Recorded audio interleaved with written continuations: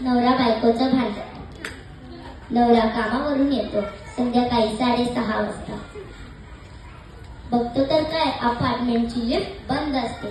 तो 10व्या मजल्यावर चढून जातो. तो खूप दमलेला असतो. तो बेल वाजवतो. बायको दार उघडते. चप्पल बूट काढतच असतो तोपर्यंत बायको म्हणते थांब. तो म्हणतो का? ती म्हणते जरा खाली जा आणि मला ब्रेड घेऊन ये, मी सँडविच करणार आहे. मनोज म्हणतो अरे यार, पहिला तरी सांगायचं, मी खालीच होतो ना, आता मी परत खाली जाणार नाही, मी खूप दमलो आहे. सोनाली म्हणते नाही नाही, तू आज जाग खाली.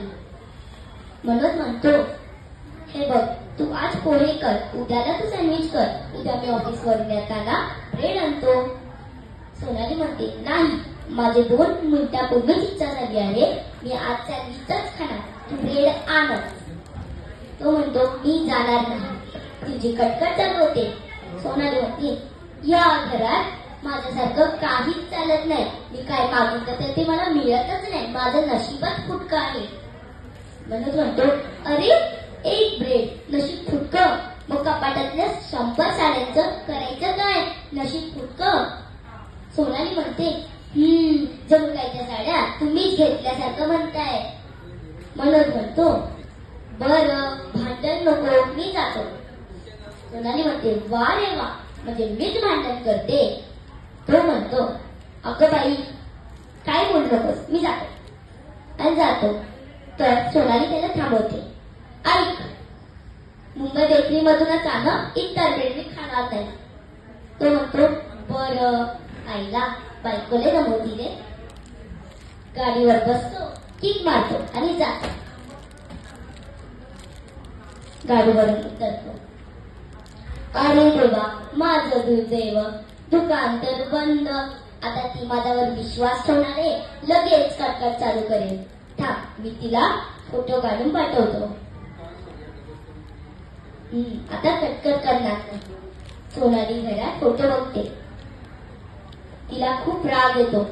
ती भांड्यांचे आपटी करते. शेजारच्या काकू हळूच डोकावून बघतात आणि दबक्या पावलांनी घरात चालतात आणि म्हणतात बाळा काय झालं, एवढा भांड्यांचा आवाज. ती म्हणते अहो बघा ना, आमच्या लग्नाला 3 वर्ष झाली तरी नवरा माझ्यावर प्रेमच करत नाही, त्याला माझी कुठली गोष्ट आवडत नाही. शेजारच्या काकू म्हणतात अगं असं नसतं, 3च वर्ष झाले.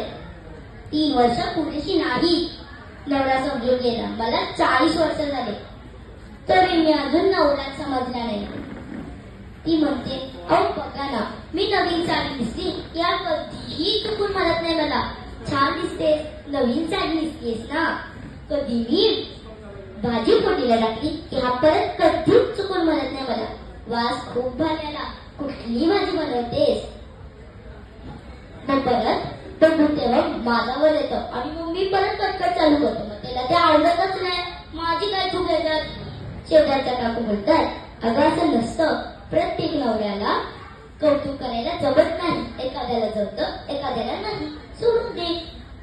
अगं उलट तूच गेलीस, नवीन साडी दिसलीस की त्याच्या समोर जात आणि म्हणत जा नवीन साडी दिसली, छान दिसते ना. मनात जर असेल तर म्हणेल हा, ते तर नाही, विषय सोडून दे. एखाद्याला जमतं एखाद्याला नाही, विषय सोडून द्यायचा. सोनाली शेजारीच्या काकूंना गोड म्हणून घालवते आणि मम्माला बोलवते. मम्मा, आईची झाली मम्मी, मम्मीचा झाला मम्मा.